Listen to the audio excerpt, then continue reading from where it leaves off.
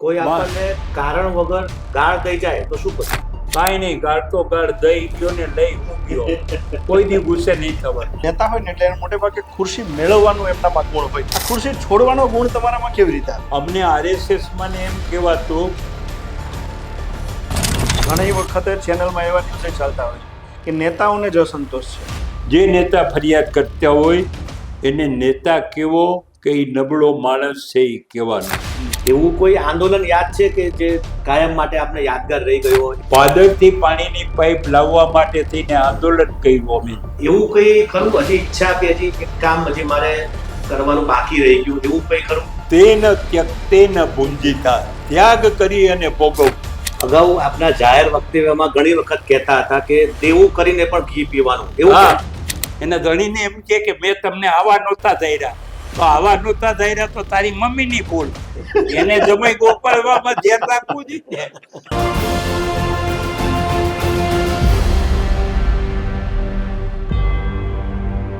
નમસ્કાર, લલકાર ન્યૂઝ સાથે હું છું નરેન્દ્રસિંહ જાદવ અને હું છું જીતુ બાંધણિયા. મિત્રો, અત્યારે ગુજરાતમાં સ્થાનિક સ્વરાજની ચૂંટણીના પડઘમ બરાબર વાગી ચૂક્યા છે અને ત્યારે રાજકારણની કેટલીક વાત કરવી છે અને રાજકારણ સિવાયની પણ વાત કરવી છે. મારી સાથે એક એવા વ્યક્તિત્વ છે કે જેમણે મેયરથી લઈને ગવર્નર સુધીની એક મોટી રાજકીય સફર ખેડી છે અને આ વ્યક્તિત્વ કે જે સમગ્ર સૌરાષ્ટ્ર નહીં પરંતુ સમગ્ર ગુજરાતમાં ખૂબ જ એક જાણીતા ચહેરા તરીકે તેઓ પ્રસ્થાપિત થયા છે. મારી સાથે જોડાયા છે શ્રી વજુભાઈ વાળા સાહેબ. વાળા સાહેબ, સ્વાગત છે આપનું લલકાર ન્યૂઝમાં. ખાસ તો આપ રાજકોટથી શરૂઆત કરી આપની કારકિર્દીની અને છેક ગવર્નર સુધી આપે આખી મોટી લાંબી રાજકીય સફર ખેડી છે. મારે એ જાણવું છે કે અત્યારની જે નવી જનરેશન છે, જે જેનઝી જનરેશન કહેવાય છે, તેઓ અત્યારના જે રાજકારણી છે, નેતાઓ છે, જે અલગ અલગ રાજકીય પક્ષો છે, તેઓ તેમને અત્યારના પક્ષોને જાણે. પહેલાનો જે માહોલ હતો કદાચ તેનાથી તેઓ અજાણ છે.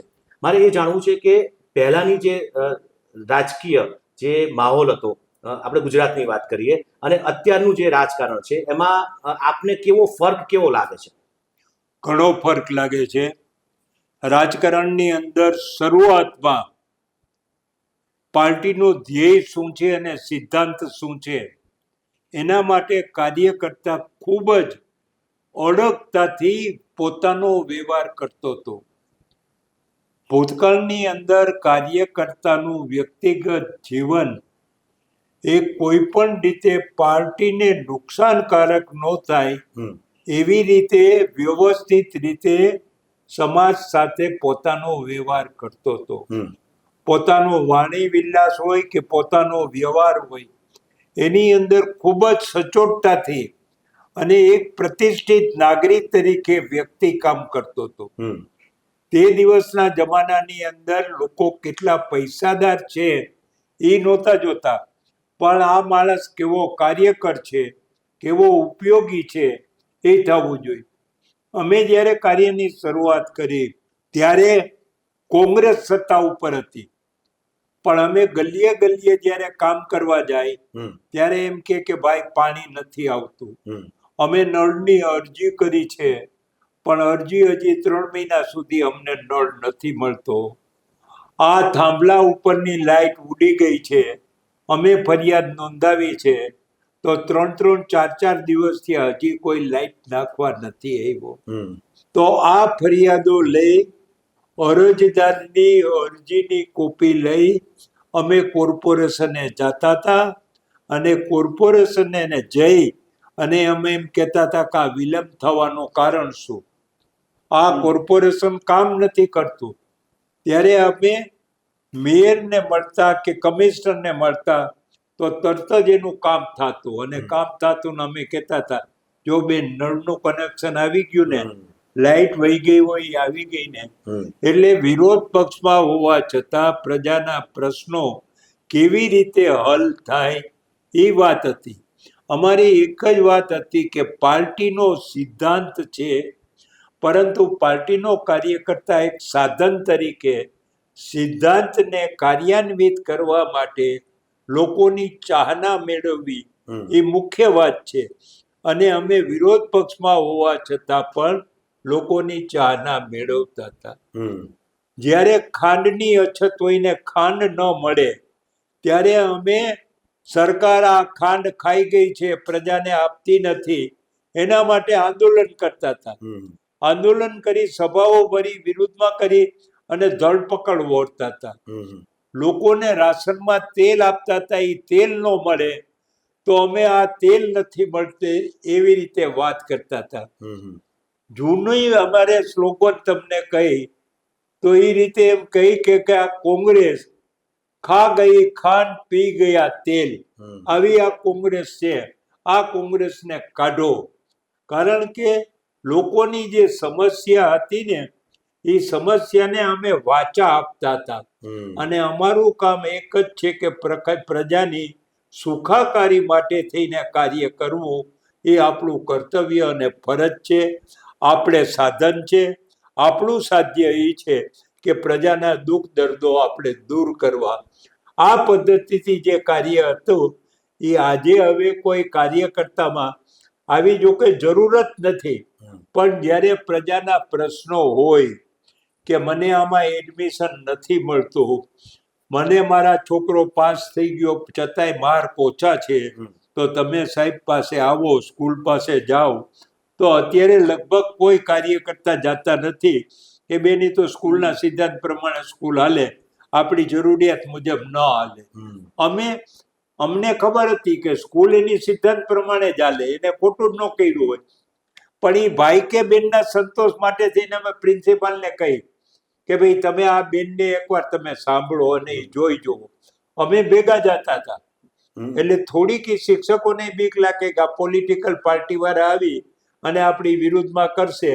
એ બીકના કારણે ઓલા ભાઈ બહેનને શાંતિથી જવાબ આપે, બધું કહે, છોકરાનું પેપર પણ બતાવે, જોવો બેન આને કુલ 8 સવાલ લખવાના હતા, એમાંથી 6 જ લખ્યા, અને આ 2 સવાલની અંદર તો 3 જ લીટી લખી છે. આ તમારો છોકરો જો આ નાપાસ થાય, આમાં કોઈ ખોટા નથી માર્ક આપતા. શિક્ષક બરાબર જ વ્યવસ્થિત કરે એ અમે બારોબાર જવાબ ન આપતા, એનાથી ઓને સંતોષ ન મળી થાય, જાય. પણ એના બા એટલે લોકોને સંતોષ આપવો અને લોકોની, કારણ કે એને માનસિક ચિંતા થાય કે મારા છોકરાએ એમ કીધું બા મેં પેપર તો ખૂબ હારામારું લખ્યું છે, બધું લખ્યું છે, પણ આ માસ્ટર જ મને માર્ક નથી આપતા. એટલે બેનને એમ થાય કે હા મારો છોકરો સાચું બોલે છે, માસ્ટર ખોટા છે, એટલે અમે એને લઈ જાય, એને સંતોષ થાય. જેને સંતોષ થાય ને એ બધા એમ કે ભાઈ વજુભાઈ બિચારા માણા બહુ હારા હો, આપણા ભેગા હાલીને કામ કરે. અમે જ્યારે ચૂંટણીમાં જઈને તો આખી શેરીનું કામ ઈ બેન ભાઈ ને બેન કરે. આ લોકોની એ રીતે અને અમે જે વોર્ડ હોય ને તો વોર્ડના નાના અંદર વિસ્તારની અંદર એક યુનિટ હોય, બૂથ હોય. એ બૂથની અંદર અમે કાર્યકર્તાને સક્રિય કરી કે તમારા બૂથમાં જે કંઈ પ્રજાની મુસીબત છે એ દર રવિવારે સવારે 8 વાગ્યાથી 12 વાગ્યા સુધી 8 થી 10 કાર્યકર્તા જાય, ઘરે ઘરે પૂછે કે બેન તમારે કઈ મુસીબત છે, તમારે કઈ દવાની કે એની કઈ તમારે કોઈને જરૂરત છે, કોઈ માંદું છે, કોઈ હોસ્પિટલમાં ગયા હોય અને તમે રાતના સુવા વાળું કોઈ ન હોય તો અમારી જરૂર હોય તો અમે જાય. આવી રીતે પૂછી, પણ એ લોકોએ પોતાના દર્દી ઘરના હોય એની વ્યવસ્થા તો કરેલી જ હોય, પણ ખાલી પૂછવામાં શું જાય કે આ લોકો આવીને અમને પૂછે છે, ફક્ત ચૂંટણી ટાણે જ નથી દેખાતા. અત્યારનું તો રાજકારણ એવું છે કે જે કંઈ હોય ભૂતકાળમાં ઇન્દિરાબેન ગાંધીના નામે કોંગ્રેસ હાલી, એમ આજે નરેન્દ્રભાઈના નામ ઉપર એના વ્યક્તિત્વ ઉપર લોકો એટલા ઇમ્પ્રેસ છે ને કે અહીંના લોકલ ધારાસભ્ય કોણ છે, પાર્લામેન્ટના સભ્ય કોણ છે, કોર્પોરેટર કોણ છે, એ કોઈ જોતું જ નથી. નરેન્દ્રભાઈના નામ ઉપર આજે મત મળે છે. જેમ ઇન્દિરા ગાંધીના સમય હતું એ કહું છું ને, ઇન્દિરાબેનની વખતે એ જ હતું. અને અત્યારે તો એવી પરિસ્થિતિ માતા છે, આ રીતે છે.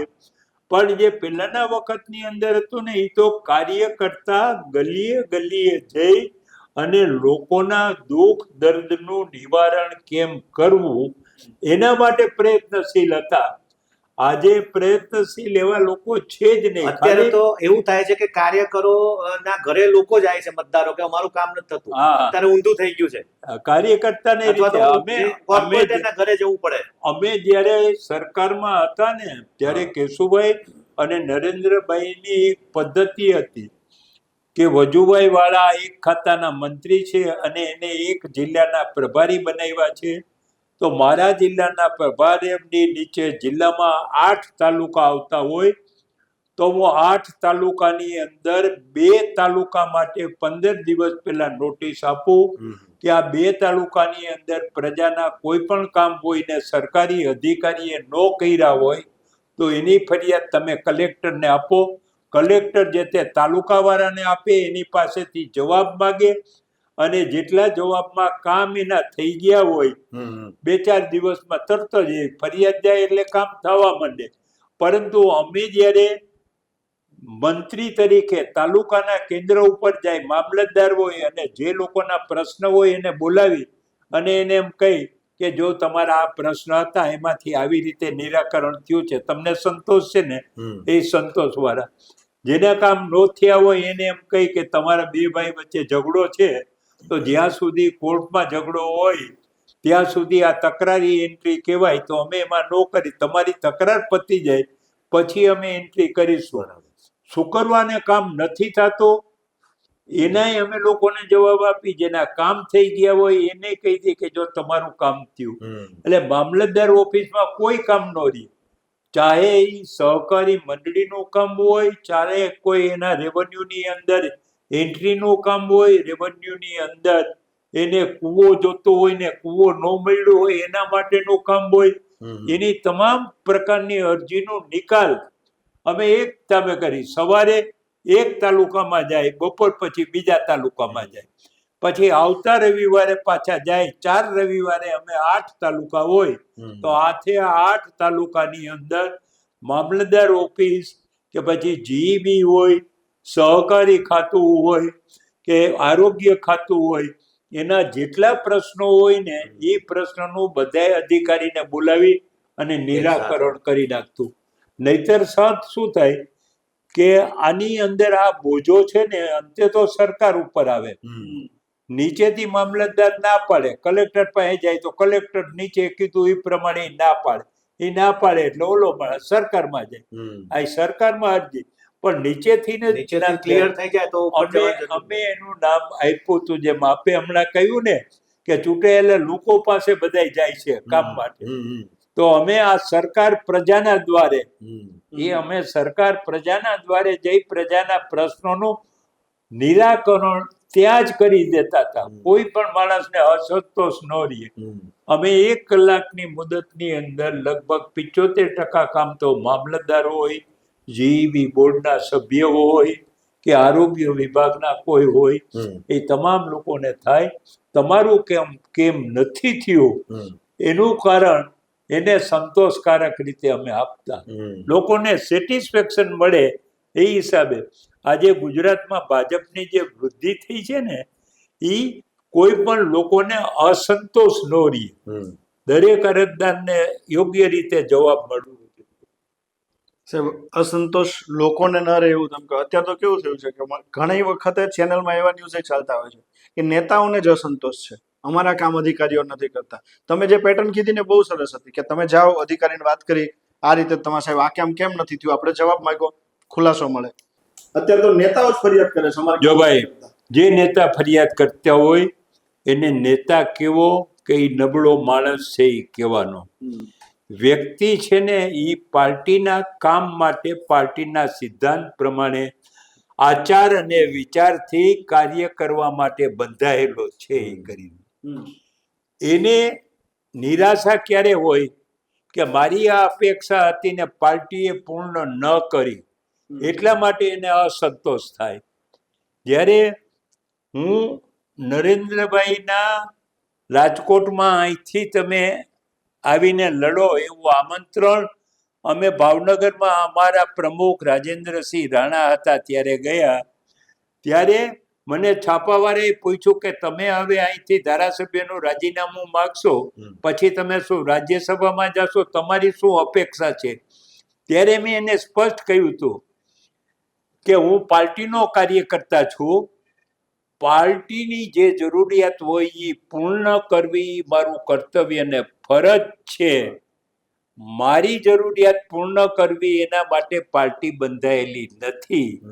તમારામાં નિરાશા ત્યારે જ આવે કે જ્યારે પાર્ટી મારું કામ કરે એવી તમે અપેક્ષા રાખો તો આવે ને.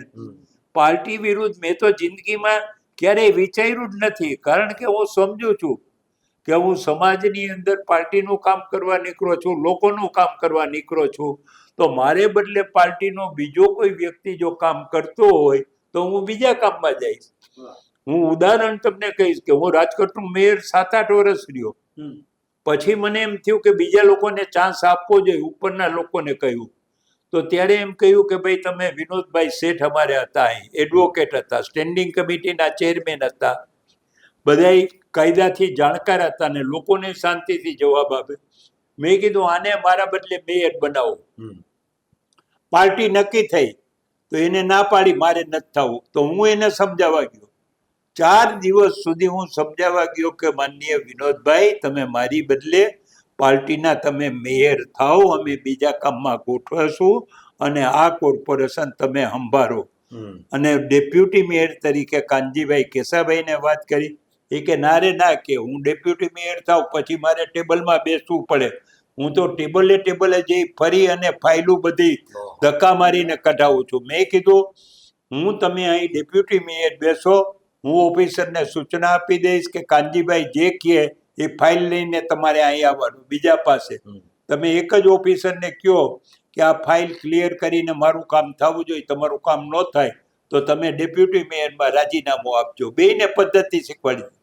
મેયર તરીકે તમારે મને કે ગામની અંદર કોઈ ગુજરી જાય તો મારે બેસણામાં જવું પડે, લગ્ન હોય તો આમાં જવું પડે. મેં કીધું લગ્નમાં બેસણામાં બધે હું જઈશ કીધું, તમે ખાલી કોર્પોરેશન સંભાળો. આવી સંમતિથી મારા બદલે તમે એવી વાત કરી અને એને મેયર ને ડેપ્યુટી મેયર બે.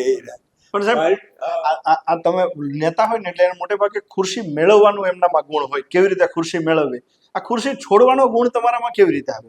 એ અમે સંઘના સંસ્કાર છે. અને જ્યારે ભાષણમાં આપણી ભારતીય સંસ્કૃતિની વાત કરીને તમને મેળવવામાં જેટલો આનંદ છે એના કરતા ત્યાગ કરવામાં જ્યારે તમારામાં આનંદ આવે ત્યારે તમે ખરા માનવ છો. તેન ત્યક્તેન ભુંજીતા, ત્યાગ કરી અને ભોગવવું. મેળવીને ભોગવવું તો હવ કરે, એ તો સ્વાર્થી માણસનું કામ છે. માનવીય, ઈશ્વરીય નહીં, માનવીય કાર્ય એ છે કે ત્યાગ કરી અને મેળવવું એ કરીને. અને જેટલો ત્યાગ કરે નહીં, તો હું વખાણ કરવા માટે નથી કહેતો, હું 2 વાર ગુજરાતમાં ફાઇનાન્સ મિનિસ્ટર હતો અને જરૂર પડી કે ભાઈ તમે વજુભાઈ પાર્ટીના પ્રમુખ થાવ. હું પ્રમુખ થાવ એટલે મારે ફાઇનાન્સ પદ છોડી અને મારે આખા ગુજરાતનું કામ કરવાની જવાબદારી આવી. મેં 2 વખત કરી દીધું. જ્યારે અહીં પાર્ટીને જરૂરત હતી કે નરેન્દ્રભાઈને અહીંયાથી લડાવે તો 101% સીટ જીતી જશે એની મને ખાતરી છે. કારણ કે હું આટલા વખત ત્યાં મેયર હતો, પાણીની વિકટ પરિસ્થિતિની અંદર મેં કામ કર્યું હતું, લોકોની ચાહના મેળવી હતી.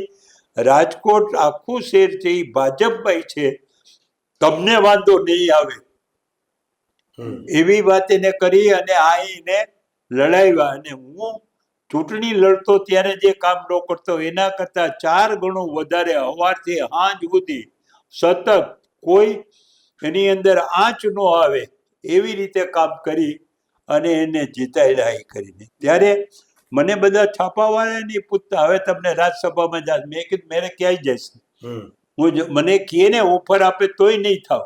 એનો અર્થ એવો કે મેં આ ગાદી છોડી અને હવાઈ ગાદી લીધી. હું લેવા માટે મેં પદ છોડ્યું છે. મારી પાર્ટીની ઇમેજ બગડે નહીં, મારી ઇમેજ તો નહીં, પાર્ટીની ઇમેજ ન બગડે કે પાર્ટી શું છે, નાનું પદ છોડાવીને મોટું આપશે, સમજાવી દેશે. છોકરાને બટકું લાડુઓ કાઢી અને આખો હાથમાં દેશે. મેં કીધું એ બટકુના આખાની વાત જ નથી. પાર્ટીની અંદર હું નહીં તુંની ભાવના હોવી જોઈએ. તમામ કાર્યકર્તા આપણાથી સુપીરિયર છે એમ માનીને હાલવાનું. પણ અત્યારે આ પરિસ્થિતિ કદાચ એવી છે ત્યાગ સમર્પણની જે વાત કરીને આપે, પરંતુ અત્યારે કદાચ ઉલટી ગંગા વહે છે. ઘણી બધી જગ્યાએ જે અત્યારે સેન્સ લેવામાં આવતી હતી તે પછી ભાજપ હોય કે ભાઈ કોંગ્રેસ, ત્યાં એવા લોકો મેં જોયા કે ભાઈ હવે અમારો વારો આવવા દો, તમે તો બહુ કર્યું, હવે અમારો વારો આવવા દો. એવા બધા ઘણા બધા રાજકીય પક્ષોમાં અત્યારે એવો ફાલ આવ્યો છે કે ભાઈ અમારે બસ હવે અમારે પણ કંઈક કમાઈ લેવું છે એમ. જો એવા લોકોને શું કહેશો? એમાં શું છે કે પાર્ટીના સિદ્ધાંત માટે જે વ્યક્તિમાં સમજદારીની ઉણપ હોય ને એ જ આવા પ્રકારની આશા રાખે. નહીતર એમ થાય કે મારા પછી જુનિયર કાર્યકર્તા આવ્યો છે ને એ આગળ વધે. અમને RSS માં એમ કહેવાતું કે ગુરુ કરતા શિષ્ય આગળ વધે ને એ ગુરુની અપેક્ષા હોય. જી, આજે રામકૃષ્ણ પરમહંસની અપેક્ષા હતી કે આ નરેન્દ્ર આગળ વધે. હું અહીં બેઠા બેઠા ભક્તિ કરું છું, આધ્યાત્મિક રીતે રહું છું, તો સામાજિક ક્ષેત્રની અંદર નરેન્દ્ર જાય એવી આપણે એમના ગુરુદેવની ઈચ્છા હતી કે મારો શિષ્ય છે એ મારા કરતા. ગુરુને કોઈ દિવસ એવી વાત નહોતી. તો આપણે પણ આપણા જૂના કાર્યકર્તાને બદલે આપણે તો કામ કરી છીએ, નવો કાર્યકર્તા આવતો હોય તો એને રસ્તો આપવો જોઈએ. પણ એ કાર્યકર્તાની યોગ્યતા હોય ને તો જ રસ્તો આપવો જોઈએ. જો એ સ્વાર્થી હશે, લાલચુ હશે, તો પાર્ટીને એ બટ્ટો લગાડશે, અને નિસ્વાર્થ ભાવે કામ કરવા વાળો હશે તો એ બધા લોકો જૂનો કાર્યકર્તા યશસ્વી રીતે કામ કરશે, અને નવો કાર્યકર્તા પણ ચાર ચાંદ લાગે એવું યશસ્વી રીતે કામ કરી શકશે. બિલકુલ. એટલે માણસની સમજદારી ઉપર આધાર રાખે છે. પાર્ટીના કાર્યકર્તાને ત્યાગમય વૃત્તિવાળો બનાવવો, એવી સમજણ આપવીને એ બહુ જરૂરત છે. અને પેલા અમને બધાને એ જ હતું કે મારે નહીં, તમે, મેં કોઈ દિવસે અપેક્ષા નહોતી રાખી કે મને નાગરિક બેંકનો તમે ડિરેક્ટર બનાવો. હું ના પાડવા માટે ઓફિસે ગયો, અમારા બેના ફોર્મમાંથી એકનું રાખવું ને એકનું રિજેક્ટ કરવું. એટલે મને કે 2 વાગે આવજો પાર્ટી કે. તો 2 વાગે આવ્યા તો અમારે બીજા ભાઈ હતા ને કે મારે રહેવું નથી, પાર્ટી વળી મને મનાવશે. એને જઈને રાજીનામું આપી દીધા. હવે ન છૂટકે મારે રહેવું પડ્યું. મને કે મેં તો રાજીનામું આપી દીધું, મારે આ કઈ નથી કરવું, કે મારે તો વેપાર કરવો છે, આ પોલિટિક્સ કામ નથી કરવું. એટલે નાગરિક બેંકના સભ્ય નહીં થયા. મેં કોઈ દી કોર્પોરેશનમાં મને લડાવો એમ નથી કીધું. મને જે દિવસે ધારાસભ્યની વાત કરી ત્યારે મેં કીધું મને ને આ બીજી 2 વ્યક્તિ છે એને લડાવો, એક કોમ્યુનિટીના આધારે અને એક એમના પતિનું અવસાન થયું છે એના આધારે ચોક્કસ ચૂંટાઈ જશે, અને અમે મહેનત કરશું. તો એ કે ના, એ તમારે લડવું કે ન લડવું એ અમે પાર્ટી નક્કી કરશું, તમારે નક્કી નથી કરવું. તમે પાર્ટીના કાર્યકર્તા ને તમારે શું કરવું એ તમારે નક્કી કરવું કે અમારે પાર્ટીએ નક્કી કરવું. મેં કીધું પાર્ટીએ નક્કી કરવું. એટલે કે બસ અમે કરી લઈશું. હવે આ સિદ્ધાંત હતો. આપને વિપક્ષમાં જ્યારે ભારતીય જનતા પક્ષ હતો, એવું કોઈ આંદોલન યાદ છે કે જે કાયમ માટે આપને યાદગાર રહી ગયો? એવું કોઈ આંદોલનમાં એવું કંઈ કામ કર્યું હોય? અમે જ્યારે વિપક્ષમાં હતા ને તે દિવસે ધારો કે પ્રજાને ખાંડ ન મળતી હોય, રેશનિંગમાં હોય, ત્યારે એના માટે ખૂબ આંદોલન કર્યા છે. અને રાજકોટની અંદર જેલમાં જઈને જેલ પણ વહોરી છે. તેલ માટે ન મળતું હોય તો તેલ માટેના સરઘસો કાઢ્યા છે, આંદોલન કર્યા છે. રાજકોટની જેલની અંદર પણ અમે ગયા છે. જ્યારે મેયર હતા અને પાણીની વિકટ પરિસ્થિતિ હતી, 3 વર્ષના દુષ્કાળ હતા, પાણી ક્યાંયથી હતું નહીં. અમારે અહીંયા 2 ડેમ, આજી ડેમ અને ડિયારી ડેમ, એમાંય પાણી નહોતું.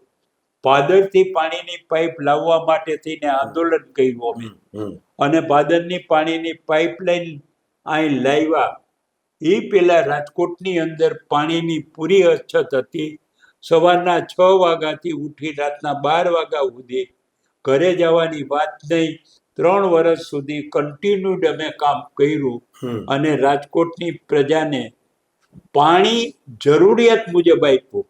અમે એમ ન કહી બગીચાની લોનને તમે પાણી પાઓ, પણ તમે પાણી પીવા માટે આપ્યું અને પાણી વાપરવા માટે આપ્યું. જે લોકો પાસે પૈસા હતા એ 500 ને 600 રૂપિયાનું નાનું ટેન્કર લઈ પોતાની કુંડી અને પોતાની ઓવરહેડ ટેન્ક એ ભરાવી લેતા હતા. બીજા લોકોને અમે ટ્રક મારફત પાણી આપતા હતા. પછાત વિસ્તારમાં એ આપતા હતા. લોકોને પાણીની વિકટ પરિસ્થિતિની અંદર રાજકોટમાંથી છોડવું પડે, એક પણ ઉદ્યોગ બંધ કરવો પડે, એક પણ હોસ્પિટલ બંધ કરવી પડે, કે એક પણ બાંધકામ બંધ કરવું પડે એવી પરિસ્થિતિ નિર્માણ ન થાય એવી રીતે 100% સચોટતાથી ગોઠવણ કરી અને બધાય વ્યવસ્થિત ચાલુ રહ્યા અને 3 વર્ષ સુધી પાણીની વિકટ પરિસ્થિતિ છે એમાંથી લોકોને સંતોષ આપ્યો, જેના કારણે આજે પણ એ સંતોષમય પ્રજા એ ભાજપને મત આપે છે. સાહેબ, ગાંધીનગર બહુ રહેવાનું થયું હશે તમારે, અને રાજકોટ પણ એટલું રહ્યા છો. રાજકોટ વધારે ગમે કે ગાંધીનગર? મને તો જો ભાઈ ગાંધીનગર છે ને એ રાજકારણના કાર્યના ક્ષેત્ર માટે છે ને આજ આપણું રાજકોટ છે ને એ મારું સામાજિક કાર્ય માટેનું ક્ષેત્ર છે. જૂનું ને જાણીતું છે, બધા લોકો અહીં આવે છે. ગાંધીનગરમાં આવે ઈ મારી પાસે આવે ને એ માણસો કાંઈક મારું આ કામ છે ને કરાવી દ્યો એવી અપેક્ષાએ આવે. ગાંધીનગરમાં આવવાવાળા સ્વાર્થ વૃત્તિથી આવે છે. અમારે આ આનંદ માટે આવે, અમારે ભાઈ બેઠા છે તો અમારે આનંદ માટે મળવા માટે બસ આવીને આપણે મળ્યા. જૂના કાર્યકર્તા બધા 45 વર્ષ પહેલાના કાર્યકર્તા છે. આવીને બેસે, આનંદથી રહેવાનું. એની ઘરે કઈ પ્રસંગ કઈ આવે, આપણી ઘરે પ્રસંગ હોય તો આ બધા આવે. વધુ લોકો અહીં રીતે આવે છે. ગાંધીનગરમાં તો ત્યાંના લોકલ લોકો, તમને તો ખબર છે કે અમદાવાદ વાળાને એ રીતે હોય ને એને કામનું કામ તમે હોય ને તો જ તમારી સામે દાંત કાઢે, નહીં તો દાંતે ન કાઢે. આપ અગાઉ આપના જાહેર વક્તવ્યમાં ઘણી વખત કહેતા હતા કે દેવું કરીને પણ ઘી પીવાનું, એવું હા, એ એટલા માટે કહ્યું છે કે આપણામાં શાસ્ત્રમાં દેણું જ કરવું એ ખરાબ નથી, પણ દેણા કર્યા પછી રોતા રહેવું એને બદલે શારીરિક રીતે તમે રૂષ્ટપુષ્ટ થાવ ને તો તમે દેણું ભરી શકશો.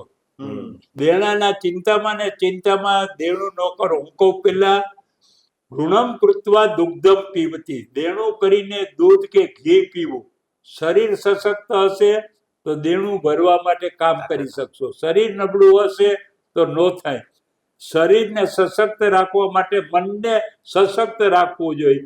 મનને સશક્ત રાખવા માટે એની પાસે સારો વિચાર હોવો જોઈએ.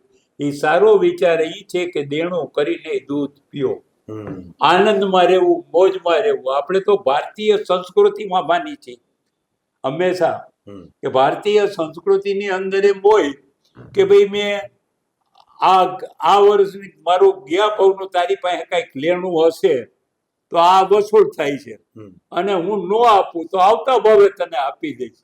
બાકી આપવાનું તો ભગવાન પાસે મોટો ચોપડો છે, એ હિસાબ રાખશે, તું હું રાખવાનો કરી. અને દેણો આપે કોણ? જેની પાસે સરપ્લસ હોય એ આપે ને. તો સરપ્લસ વાળા જરૂરિયાત વાળાને આપે તો આપણી સંસ્કૃતિ મજબૂત થાય. બિલકુલ. એ ભલે ને ગમે એટલું કે એકવાર આપી તો દે, દીધા પછી તો બધું પછતાય છે. ઘણી વાર પતિ પત્નીમાં કહે ને એના ધણીને એમ કે મેં તમને આવા નહોતા ધાર્યા, તો આવા નહોતા ધાર્યા તો તારી મમ્મીની ભૂલ. એને જમાઈ ગોપાળવામાં ધ્યાન રાખવું જોઈએ. જમાઈ ગઈ ત્યારે એમ કે આ તો બહુ હારા છે, હવે આવો નીવડો એ થોડી ખબર પડે. નીવડે વખાણ. હા, તો ઓલા પેલા કહી દે કે આ ભુજિયા જેવું છે, ભુજિયું અંદરથી બટાઈ ગયેલું નીકળશે, ખારું નીકળશે, એ પછી ખબર પડે. નારિયેળ ભરેલ નારિયેળ છે, કેવું નીકળે એવું ખબર પડે.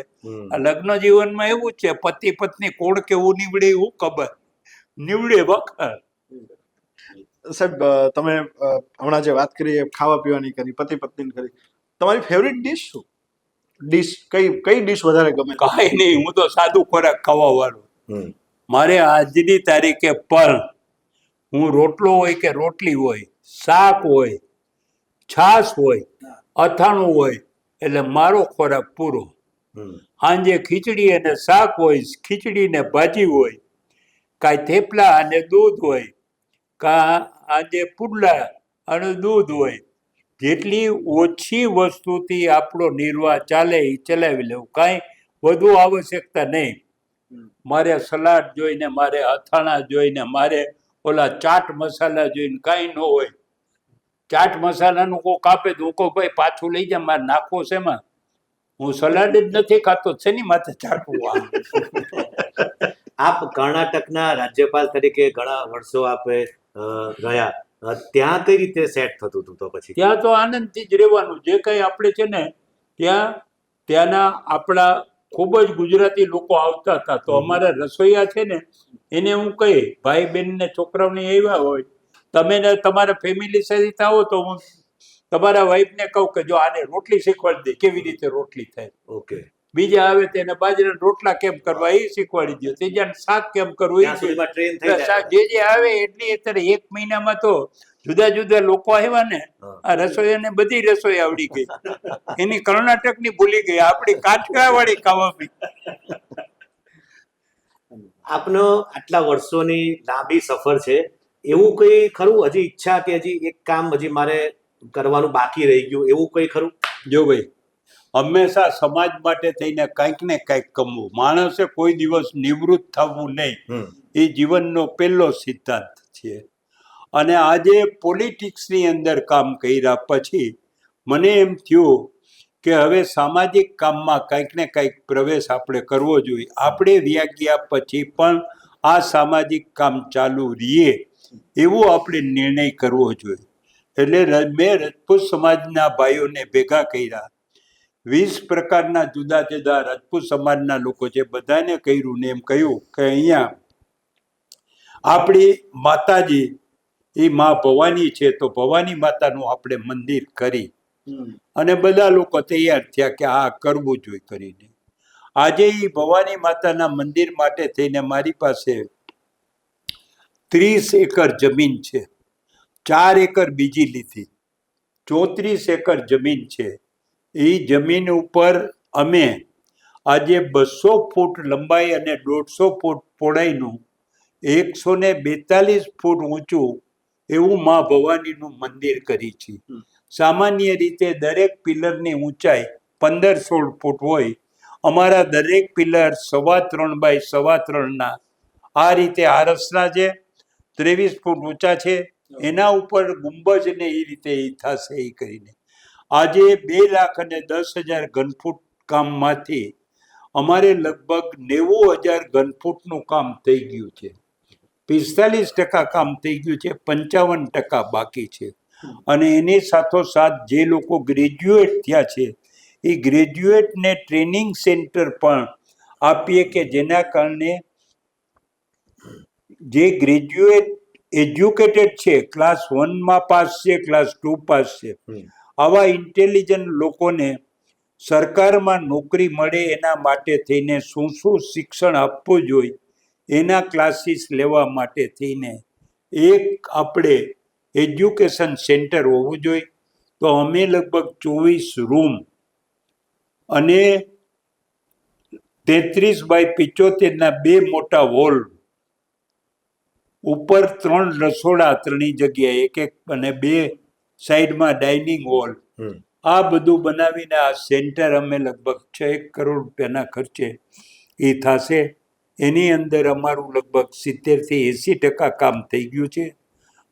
સ્ટ્રક્ચર થઈ ગયું છે, કન્સ્ટ્રક્શન થઈ ગયું છે.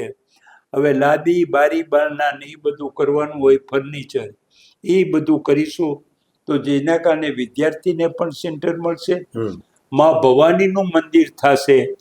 મા ભવાનીનું મંદિર એટલા માટે કરી છે કે સમસ્ત હિન્દુ સમાજના લોકો આવી અને મા ભવાની પાસે પ્રતિજ્ઞા લઈએ કે હું દારૂ નહીં પીવું, હું જુગાર નહીં રમું, હું વ્યભિચાર નહીં કરું, હું પાન અને ગુટખા નહીં ખાઉં, હું કોઈ સાથે ઝઘડા મારું માનસ નહીં કરું. ગમે એ પ્રતિજ્ઞા લઈએ. બહેનો આવીને પણ પ્રતિજ્ઞા લઈએ કે રોજ હું ચપટી ચોખા કે ચપટી બાજરો હું ચકલાને કે પક્ષીને નાખીશ. મુઠ્ઠી ધાન, 1 રોટલી કે 1 રોટલો હું પશુને આપીશ. હું દીકરીઓને થાય એટલી મદદ કરીશ. 100 આવડી બહેનોને થાય એટલી મદદ કરીશ. એટલે મારો આશય એ છે કે વ્યક્તિના જીવનની અંદર એક દુર્ગુણ આવે ને તો એ દુર્ગુણોનો લાઈન આવી જાય આખી, અને એક સંસ્કાર આવે ને તો સંસ્કારતાની લાઈન આવી જાય. સંસ્કારતાની લાઈન આવે તો દુર્ગુણ દૂર થાય. એ દુર્ગુણ દૂર કરવા માટે, સંસ્કારિતા લાવવા માટે આ માતાજી પાસે આવીને પ્રતિજ્ઞા લે તો 90% લોકો ન ફરે, છતાંય 10% મનના નબળા હોય ને એ ફરી જાય. એટલે આ સામાજિક ક્ષેત્રે હું વ્યો જાઉં છતાંય મા ભવાનીનું મંદિર હોય તો અહીંયા આ પદ્ધતિ ચાલુ રહે. એટલા માટે થઈને લોકોને સંસ્કારિત બનાવવા માટે, અથવા તો સંસ્કારિત છે એના સંસ્કારો જળવાઈ રહે એટલા માટેનું આ મંદિર છે. એ કરી આ મંદિર કરવાનું છે અને હું ધારું છું 2 વર્ષની અંદર આ પૂરું થઈ જશે એ કામ. જે આટલા વર્ષો સુધી આપે અલગ અલગ હોદ્દા ઉપર આપ રહ્યા અને અત્યારે સામાજિક કાર્યમાં આપ અત્યારે અગ્રેસર ટૂંકમાં જે રીતે આપ કામગીરી કરી રહ્યા છો, આપ કહો છો કે નિવૃત્ત ન થવું, ક્યારે અડચણ જીવનમાં આવે તો એને કેવી રીતે એને ટેકલ કરો છો? જો ભાઈ આપણે જે સિદ્ધાંતિક રીતે કામ નક્કી કર્યું છે એ કામ ચાલુ રાખવું જોઈએ. અડચણ છે ને તો અડચણની અંદર હંમેશા કૃષ્ણ ભગવાને હંમેશા એમને જે જીવનની અંદર કહ્યું છે ને કે મુસીબત આવે પણ એનાથી ગભરાવાની જરૂર નથી, એનું નિરાકરણ કેમ કરવું એના માટે વિચાર કરવાનો.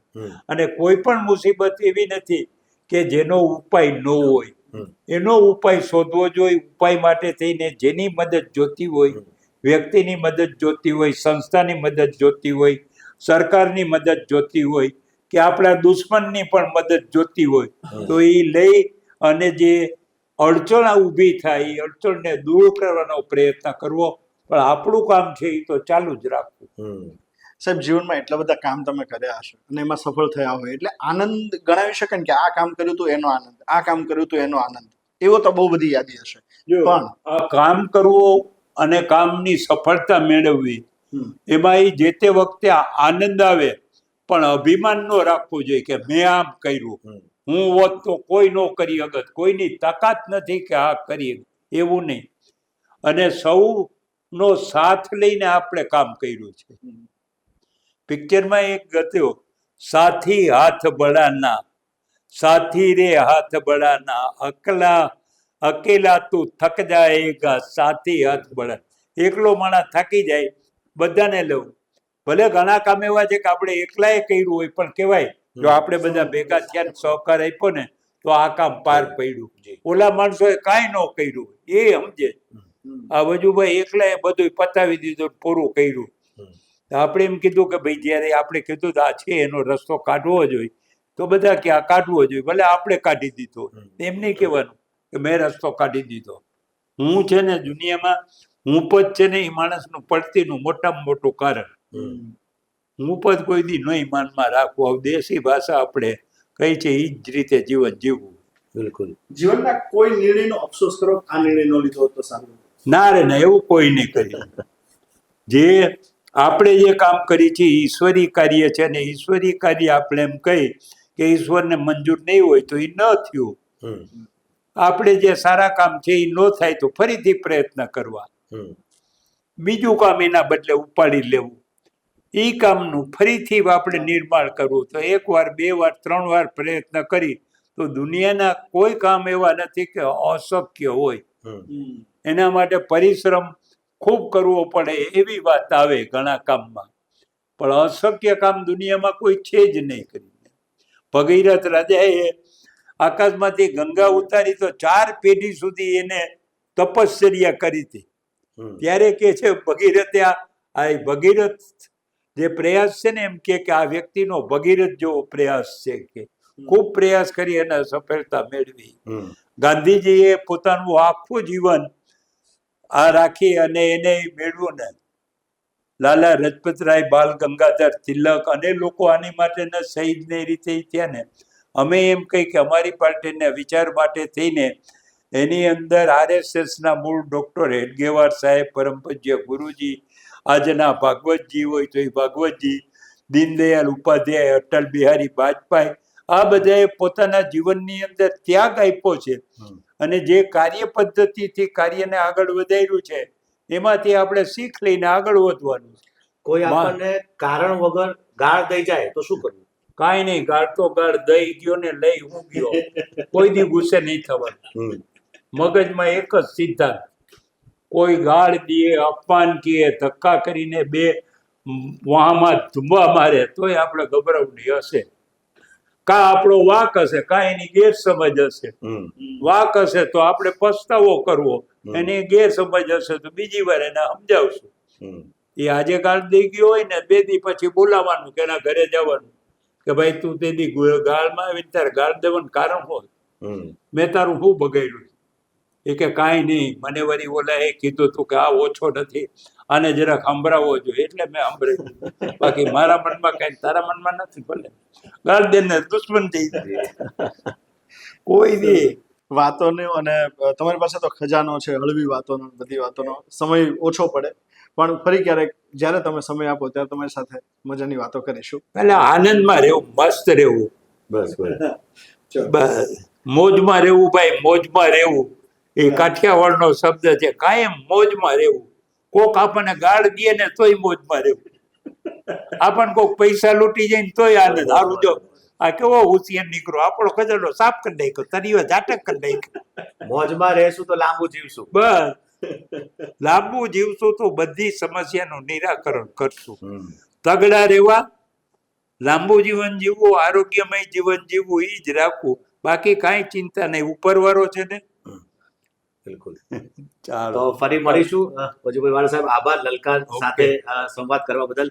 તો મિત્રો, વજુભાઈ વાળા સાહેબ સાથેનો આ સંવાદ આપને કેવો લાગ્યો તો જરૂર અમારા કોમેન્ટ બોક્સમાં જણાવશો, અને અમારી લલકાર ન્યૂઝને લાઇક, શેર અને સબસ્ક્રાઇબ કરવાનું ભૂલતા નહીં. નમસ્કાર. આપના પોતાના પ્લેટફોર્મ લલકારને લાઇક કરો, ફોલો કરો, સબસ્ક્રાઇબ કરો અને શેર કરો.